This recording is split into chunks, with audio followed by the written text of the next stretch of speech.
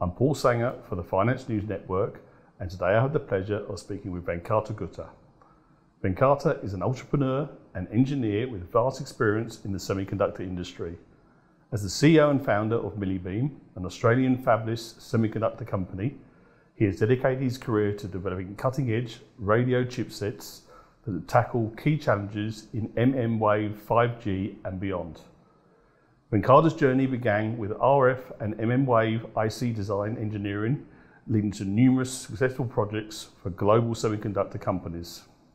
With a PhD in microwave millimetre-wave electronics, he is at the forefront of revolutionising the telecommunications space. Welcome to the network, Venkata. Thanks, Paul. Great to be here. Good to have you here. Let's kick things off, Venkata. Maybe with a bit of an overview of what MILLIBEAM does. Yeah. MILLIBEAM is a company that essentially builds innovative RF and millimetre-wave semiconductor solutions for the telco space, mobile phones, or dual use space as well, then more SATCOMs and defense applications. Our goal is to try to build solutions that will bring millimetre-wave into mass market technology. Today, it is not. Millimetre waves have been, it was discovered in the 1890s, but there have never been a mass market in millimetre waves. And 5G was supposed to change that, but it hasn't happened, and our goal is to bring that to the forefront. Fantastic. And can you tell me more about your vision for MILLIBEAM and how your extensive experience in RF and millimetre-wave IC design has helped shape the development of your company? Yeah, like I said before, our goal is to bring millimetre wave to the forefront in a way that becomes a low-cost technology.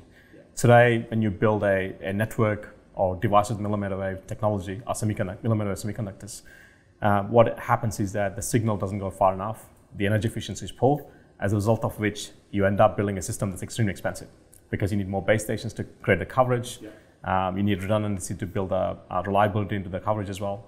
So all these things mean that if you were to build a network in Sydney, for instance, end-to-end millimetre wave network, because the data rates are so high, it ends up being extremely expensive, to the tune of $30 to $40 billion USD. Wow. Now imagine there are 10 cities like Sydney, or maybe 20, 30 cities in Sydney, global cities, we're talking $1 trillion. Pretty soon, global coverage, we're talking about trillions of dollars.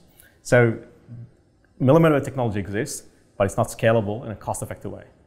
Our vision is not to make the technology cheaper by making cheaper things, but to bringing performance enhancements in a way that technology becomes cheaper. Fantastic. And MILLIBEAM is addressing some significant challenges in the adoption of millimetre-wave 5G, particularly related to power consumption and coverage limitations, as you just touched on. Could you explain how your technology tackles these issues and what makes it stand out in the semiconductor space? Thank you. Yeah, most of the companies are focused on building millimetre-wave technology into the recent standards like 5G, focused on trying to make really cheap chipsets.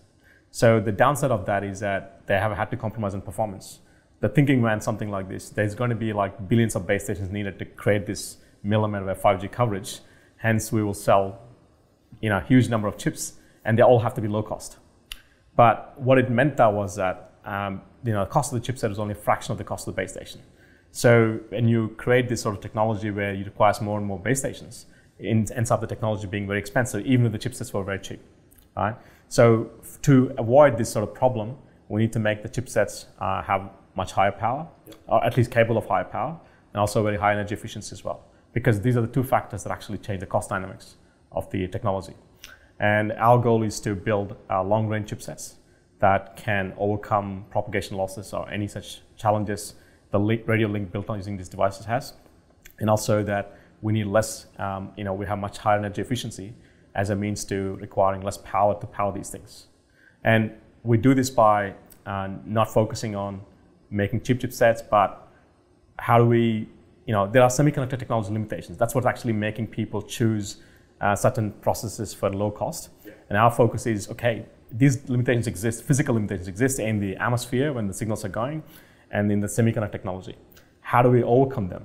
So we're not trying to say we're creating a magical material or something, but with existing limitations, how do we circumvent them?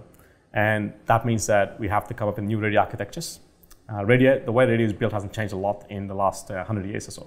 And our focus is how do we implement these radio technologies at a chip level as a means to overcome these performance limitations, both in the air and in the semiconductor medium as well. So. Got you.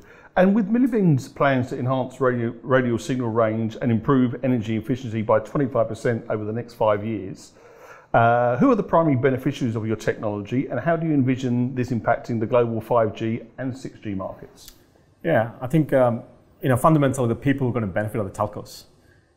We sell these chips to base station vendors, big OEMs, and they will sell it to the telco. If you look back to what's happened in the last 5 to almost 10 years now, since 5G was actually mooted, there hasn't been as much deployment of 5G. There has been a deployment of 5G at the lower frequency bands, but very little of millimetre-wave 5G. And the reason for that is the cost reasons I explained. And there's no enough return on investment on the telco part to actually build these, spend $1 trillion or more in capital expenditure as a means to roll out this network, because typically the base station vendors were the ones who are making a lot more money than the telcos. So that means that they can't get people to pay more for the extra data rate. And the thinking becomes, we still need these technologies to make the world a productive place. Then how do we make them technologies cheaper? The telcos are not thinking about, okay, we have a low frequency based 5G or millimetre-wave 5G. We're going to choose this because it's cheaper deployment. So our goal is to change that conversation into, how do we make the technology work in such a way that the telcos don't need to make that choice. So I would say the telcos and the people that serve general public would be the primary beneficiaries, even if there are people between us and them in the supply chains. You also mentioned that Millibeam is expanding its presence in Victoria, in Australia, through research partnerships and hiring more engineers. Could you share more about how this will contribute to both local job growth and the overall deployment of your technology? Yeah, a good question. We started as a company based in, our headquarters is in Sydney. So majority of the staff are in Sydney, and we have a design center in Melbourne. We have some overseas staff as well. But primarily all the R&D, everything related to engineering is in Australia. So our goal is to, if you think about Australia, they're not, most of the research and development is based on the major cities, maybe Sydney, Melbourne, Brisbane, Adelaide, to that extent. So Sydney, we got a lot of engineers that exist today, but there's not a big enough, Sydney by itself is not a huge enough talent pool to tap into it. And Melbourne provides or Victoria provides a different degree of freedom from that instance. And the Victorian government is doing a lot to build a lot of infrastructure around Port Melbourne and other places. We want to tap into what is possible around Australia as a means to, for the talent, for the infrastructure. We plan to build a packaging facility in Victoria, and that, where I mentioned about the Port Melbourne, the growth around that helps as well. So we want to see what we can do in Australia before we say, okay, this is the limits of what we can do here, and we need to go beyond that. But first, we want to be able to build what we can here before we think beyond that point. Taking a slightly different tack now, how does being a fabulous semiconductor company allow Millibeam and other Australian companies to contribute significantly to the global semiconductor industry without the need for massive investments in large-scale labs like those in Taiwan? Yeah, I think, again, a great question. There's this common belief that you need like $1 billion to build a fab, and every semiconductor company needs a fab. That was the model maybe 50 years ago, when every semiconductor company had a fab of their own. Pretty soon that model disappeared. What has become is there's foundries that are built solely for the purpose of servicing fabless semiconductors like ours. And they're called a pure play foundry model. So they don't actually build any components and devices, they don't sell them. They simply have the semiconductor process, the technology behind it, and they provide the fabrication for you to use the process and build a chip out. So companies like ours have the IP. We use that process to build implement the IP on a chip on a particular process, and we get it fabricated there. As a result, foundries like TSMC service like thousands of companies. So most of the companies don't need to have foundries. Maybe there are only 50 companies in the world that have foundries, and there may be thousands of fabless companies. The key point I'm trying to make is that you don't need to be a fully fledged foundry-based company to actually be successful in the semiconductor space. And I think this is really relevant in Australia because we obviously can't provide this kind of capital to create these kind of foundries. And that's why if you see, foundries are located in a very few parts of the world. They're concentrated there where the talent pool, the capital, everything else that needs to support the ecosystem is present.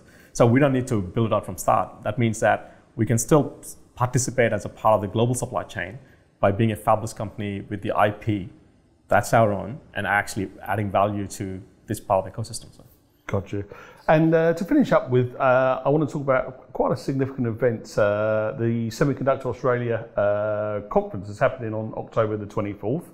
Now, MILLIBEAM is supporting Semiconductor Australia 2024, which aims to bring together Australia's leading semiconductor and quantum innovators.